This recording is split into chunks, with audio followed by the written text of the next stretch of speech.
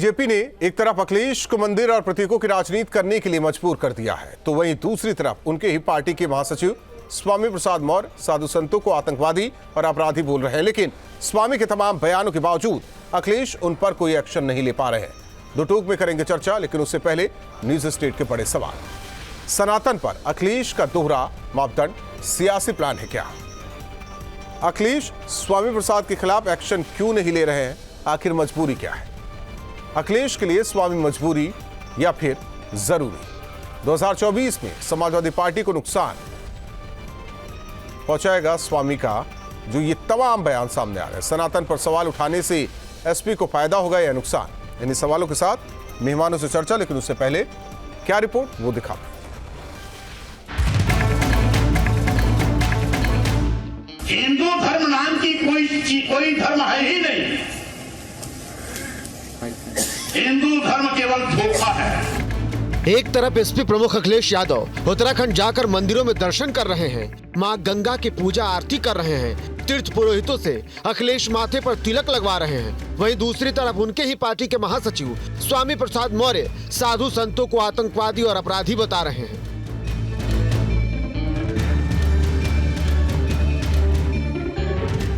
जात पात, छुआछूत, ऊंच-नीच, भेदभाव का जो विषमतामूलक समाज है, वो इस देश के लिए कैंसर है।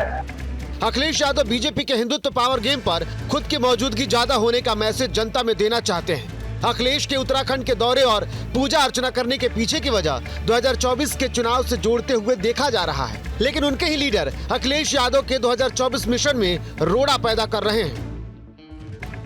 प्रसाद मौर्य जी ने जिस प्रकार की वो बयानबाजी करते हैं,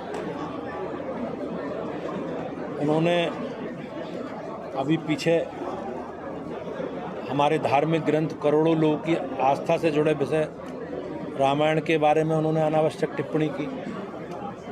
हमारे मठ मंदिरों के प्रति उन्होंने किस प्रकार से नकारात्मक बातें कही हैं, आपत्तिजनक बातें कही। स्वामी प्रसाद मौर्य के बयान अखिलेश यादव के लिए नुकसानदेह साबित होने जा रहा है। 2024 में अखिलेश यादव को स्वामी प्रसाद की ये बयानबाजी भारी पड़ सकती है। Team news state. और हमारे साथ मेहमान जुड़ रहे हैं। सबसे पहले परिचय करा दे, राजेश चौधरी बीजेपी प्रवक्ता हमारे साथ जुड़े हैं, अजय वर्मा कांग्रेस नेता, विजय उपाध्याय जी वरिष्ठ पत्रकार हमारे साथ जुड़े हैं। आप तीनों मेहमानों का स्वागत है। और शुरुआत विजय उपाध्याय जी आपसे करना चाहते हैं, आखिर आकलन क्या कहता है, आपका ये विश्लेषण क्या कहता है? लगातार एक तरफ अगर देखा जाए स्वामी सनातन पर हमलावर, हिंदू की परिभाषा बताते नजर आए, देवी देवताओं को लेकर क्या कहते नजर आए, मठ मंदिर साधु संतों को लेकर क्या कहते नजर आए, और तस्वीर आई एक तरफ अखिलेश यादव की, वो टीका लगवा रहे हैं, आरती भी कर रहे हैं, तमाम चीजें हैं। समाजवादी पार्टी की आखिर ये रणनीति क्या है, कहती क्या है? देखिए, समाजवादी पार्टी की चाहे जो रणनीति हो, लेकिन मुझे स्वामी प्रसाद मौर्य जी की रणनीति बिल्कुल साफ पता है। पिछले 91 से लेकर या 89 से शुरू करिए तो बीजेपी की मजबूती का जो सबसे बड़ा कारण था, उसके पक्ष में बहुसंख्यकों का एकजुट होना धीरे धीरे हुआ, ग्रेजुअली हुआ और होते होते हो गया। इसीलिए 2014 में 73 सीटें लोकसभा की आई जी। तब होता ये था कि एक तरफ विश्व हिंदू परिषद एक्टिव था, दूसरी तरफ बाबरी मस्जिद एक्शन कमेटी सक्रिय रहती थी और वो विरोध करती थी, तो हिंदू एकजुट होता। अब कोई विरोध करने वाला नहीं है। जब से कोर्ट ने ऑर्डर कर दिया कि नहीं, वहां वो जगह राम मंदिर के लिए है और रामलला विराजमान को कोर्ट ने वो जमीन सौंप दी, इसके बाद से वन साइडेड बैटिंग बॉलिंग सब ये बीजेपी के हिंदूवादी या विश्व हिंदू परिषद ये लोग कर रहे हैं। कोई रेजिस्टेंस नहीं है, सामने से कोई प्रतिक्रिया नहीं हो रही है, तो उसका न्यूटन का थर्ड लॉ इधर भी नहीं लग रहा है, क्रिया की प्रतिक्रिया इधर भी नहीं हो रही है। स्वामी प्रसाद मौर्य ने ठान लिया है कि हम हिंदुओं को एकजुट करने के लिए उनमें एनर्जी डालने का रेगुलर काम करेंगे, अच्छे ढंग से मेहनत करेंगे, और वो इस काम को बहुत अच्छे ढंग से कर रहे हैं। मैं कहता हूं कि बीजेपी को उनके लिए शुक्रगुजार होना चाहिए। उनकी जो भी वो बयान दें, जम के जवाब दें और खूब हंगामा करें जिस तरीके से अभी तक कर रहे हैं, तो इससे बीजेपी को बेनिफिट है। एक बात। दूसरी बात ये है, देखिए, जाति है और सिर्फ हिंदुओं में नहीं है, पसमानदा उधर भी है। उधर तो नहीं, कई कैटेगरी ये है। चीजें ठीक है अपनी जगह, लेकिन समाजवादी पार्टी को नुकसान जो हिंदू वोटर है। जाहिर है सपा को नुकसान होगा। जाहिर है अगर स्वामी प्रसाद मौर्य बीजेपी को मदद करने के लिए हमेशा आग लगाए रखेंगे तो इधर तो गोलबंदी होगी, तो उसका नुकसान किसको होगा? जाहिर है समाजवादी पार्टी को तो भी होगा, बसपा को भी होगा। मैं ये कांग्रेस को समझना भी चाह होगा। रहा हूं आपसे कि ये जरूरी है अखिलेश के लिए, मजबूरी है? नहीं, अखिलेश इस बात को समझ नहीं रहे हैं कि स्वामी प्रसाद कर क्या रहे हैं। वो इस बात को नहीं समझ रहे हैं। शायद अगर समझ रहे होते तो वो उन्होंने उनको रोका होता, लेकिन उन्हें, मैं समझता हूं कि इसका जो पॉलिटिकल फॉल आउट है वो शायद उन्होंने इग्नोर किया है या उन्होंने ध्यान नहीं दिया होगा।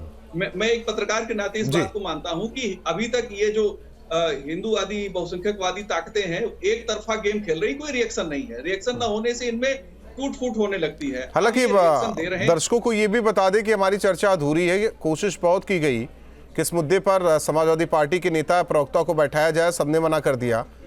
पता नहीं क्यों इस चर्चा में आने से वो डर रहे हैं, ये समझ से परे है। कम से कम आते तो समाजवादी पार्टी की लाइन क्या है वो क्लियर होती, लेकिन ऐसा नहीं है। जय वर्मा जी, ये तो होता आया है, कई पार्टियों में देखा गया है, तिलक भी लगाएंगे, सनातन को अपशब्द भी कहेंगे। राहुल जी, ये जी। भाजपा की तरह एजेंडा जो चलाती है भाजपा देश में, हर जगह, हर स्टेट में, हर चुनाव में, छोटा चुनाव हो बड़ा चुनाव हो, केवल हिंदू मुस्लिम, मंदिर मस्जिद, पाकिस्तान हिंदुस्तान, हिजाब, कब्रिस्तान और शमशान, ये एजेंडा इस देश में, इसकी ये जो पाठ्यक्रम है ये बुझ चुका है। कभी हिंदू खतरे में, अब सनातन खतरे में। जब ये भी बुझ जाएगा, क्योंकि लोग भूख से, लोग काम से, लोग रोजगार से, आपको पता है मल्टीनेशनल कंपनी ने इस बार नए लाखों लोगों को मना कर दिया लेने के लिए। जो अभी करीब 10 लाख से ज्यादा छात्र जो बीटेक करके निकलेंगे उनको नौकरी नहीं मिलेगी। तो नरेंद्र मोदी जी से, देश की सरकार से वो पूछेंगे कि हमें रोटी पानी कैसे मिले। तो ये हिंदू मुस्लिम सनातन, ये पेट नहीं भरेगा राजपूत जी, पेट भरेगा का आदमी को व्यापार, बिजनेस, रोजगार, देश में महंगाई कम हो, देश में मुद्दों की लड़ाई हो, देश में केवल एक एजेंडा ना चले।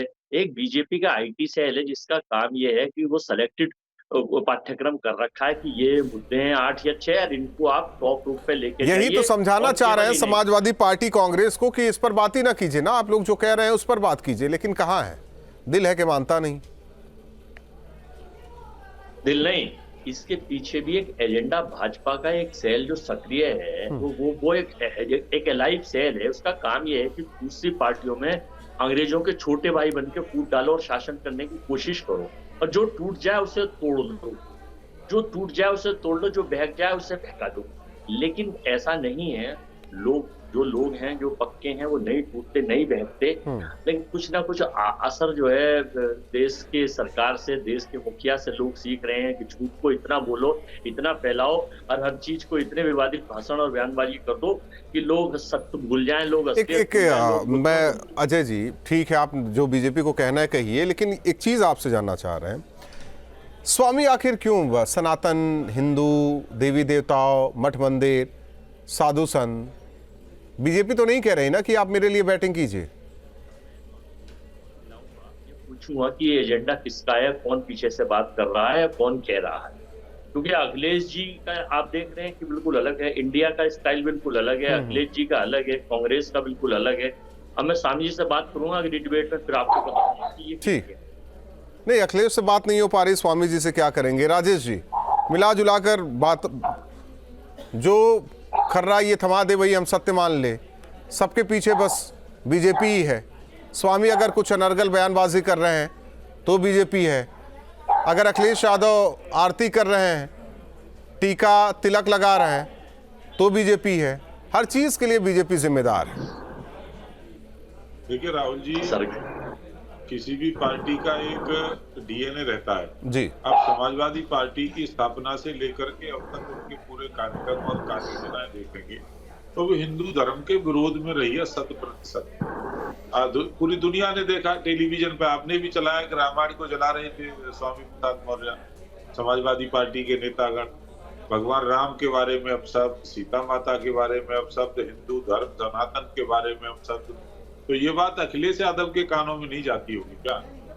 यदि वो मूक सहमति दे रहे हैं तो इसका मतलब है वो स्वामी प्रसाद मौर्य से बुलवा रहे हैं। अंतर केवल इतना है कि जवान स्वामी प्रसाद मौर्य की है, शब्द ये समाजवादी पार्टी के हैं, शब्द ये अखिलेश यादव जी के। तो ये सब लोग वही लोग हैं ना जिन्होंने अयोध्या में कार सेवकों पर बर्बर गोलीकांड किया था और सरयू का पानी खून से लाल कर दिया था। ये सब मुस्लिम तुष्टीकरण की नीति करने वाले लोग हैं।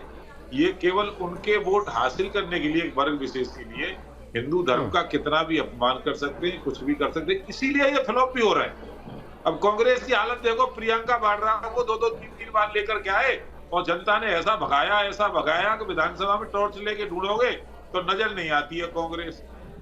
तो अब ये हम पे 10 कमी निकालेंगे, ये कोशिश करेंगे हमारी, पर जनता को समझाओ ना भाई, जनता सुनने को तैयार नहीं है, आपकी नोटिस नहीं ले रही है आपको। और न मैं गंभीरता से लेता हूं कांग्रेस को, कांग्रेस का कोई अस्तित्व उत्तर प्रदेश के अंदर तो है कुछ नहीं है। तो अब ये आएंगे, अपना स्पेस भरेंगे आपके चैनल पर और चेहरा दिखा करके चले जाएंगे। इनके अलावा कांग्रेस की कोई हैसियत नहीं बची थी। आप देख रहे हो राजस्थान के अंदर कितना अराजकता है। आज भी मैं टेलीविजन में देख रहा हूँ, ट्रैक्टर से कुचल दिया, किस तरह से वहां हिंदुओं के गले काट दिए गए, कैसे वहां लड़कियों को जिंदा जलाया गया। प्रियंका वाड्रा के मुंह में दही जम जाता है, एक शब्द नहीं बोलेगी। नहीं, वो भी बीजेपी का किया धरा है, नजर नहीं आता है। हाँ, इसके पीछे बीजेपी है। राहुल जी में बीजेपी अब इनको जब ये हमको मुद्दा दे रहे हैं, मान लिया आपकी बात मान लिया जाए तो कंट्रोल नहीं है क्या स्वामी प्रसाद मौर्य पर? यदि कंट्रोल नहीं है तो उनको पार्टी से बाहर करो। विजय उपाध्याय जी, हालांकि ऐसा नहीं है कि केवल स्वामी है। कई कांग्रेस के नेता पिछले दिनों देखे गए थे, इससे पहले भी देखे गए। एक मिनट अजय जी, सपा और कांग्रेस में अंतर क्या है? अखिलेश और राहुल में अंतर क्या है? या स्वामी और कांग्रेस के दूसरे नेताओं में जो बयानबाजी करते हैं, अंतर क्या है? देखिए, ये अंतर बताना तो बड़ा टेढ़ी बात है। सबकी अपनी अपनी स्टाइल है राजनीति करने की, और डेमोक्रेसी है, मल्टी पार्टी सिस्टम है। हर पार्टी अपने तरीके से अपने रंग की झंडा चुनने के लिए स्वतंत्र है और लोग ये काम कर रहे हैं। मैं एक सोशल इशू पे ही आपको ये बात कह सकता हूं कि बीजेपी की खाद पानी यही सब मुद्दे होते हैं। चाहे वो आप देख लीजिए, बीजेपी की मजबूती के पीछे जो मुख्य कारण रहा है वो विवाद रहे हैं। जितना विवाद होगा बीजेपी उतना मजबूत होगी, क्योंकि बीजेपी में नीचे से ऊपर तक बोलने के लिए एक लाइन तय होती है और वैसे ही लोग बोलते हैं। यहाँ ऐसा नहीं कि मणिशंकर अय्यर टाइप के लोग हैं या दिग्विजय सिंह टाइप के लोग हैं जो चीजों को डिरेल कर देंगे। मतलब अच्छी खासी ट्रेन अगर रफ्तार पकड़े हो तो ये चेन पुलिंग बीच में कर देने वाली बीजेपी में लोग कम है। अगर कोई करता भी है तो बीजेपी तुरंत उसका डैमेज कंट्रोल करती है। तो ये एक तो बीजेपी के लिए जो उनकी नहीं, आप अच्छी बातें नहीं कर रहे हैं। जमाई आ रही है पता नहीं क्यों अजय वर्मा जी को।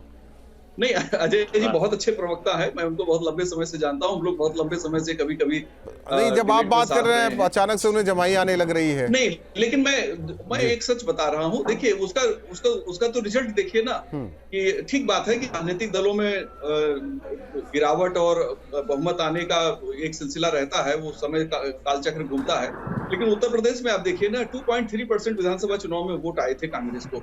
तो कारण क्या थे? यही सारे कारण थे। और बीजेपी क्यों जीत गई दूसरी बार लगातार?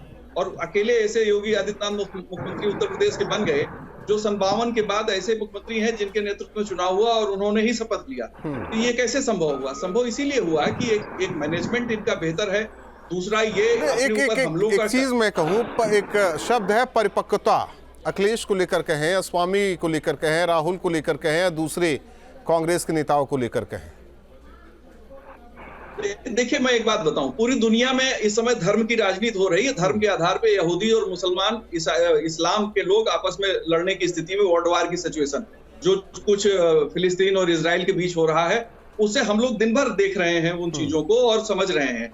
तो जब दुनिया में बंटवारा है, अमेरिका की प्रेसिडेंशियल इलेक्शन में जब ट्रंप जीते थे तो वहां भी, मतलब ये कहा जा सकता है कि जो स्वामी कर रहे हैं वो भी सही है और जो बीजेपी पलटवार कर रही है वो भी सही है, जो राहुल कर रहे हैं वो भी सही है, जो कांग्रेस के नेता कर रहे हैं वो भी सही है, क्योंकि राजनीति है और राजनीति में सब चलता है। बहुत बहुत धन्यवाद आप तीनों मेहमानों का हमारे साथ जुड़ने के लिए। लेकिन सवाल यही है कि आखिर दो राहे पर क्यों खड़े अखिलेश यादव? स्वामी अगर सनातन का अपमान करते हैं तो वो तिलक लगवाने क्यों पहुंच जाते हैं? वो पूजा अर्चना माँ गंगा की क्यों करते हैं?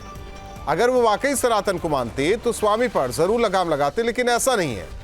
या उनके लिए स्वामी मजबूरी हो गए हैं, या फिर एक खास वोट बैंक के लिए वो जरूरी है। आकलन जरूर कीजिए, क्योंकि सवाल राजनीति का भी है।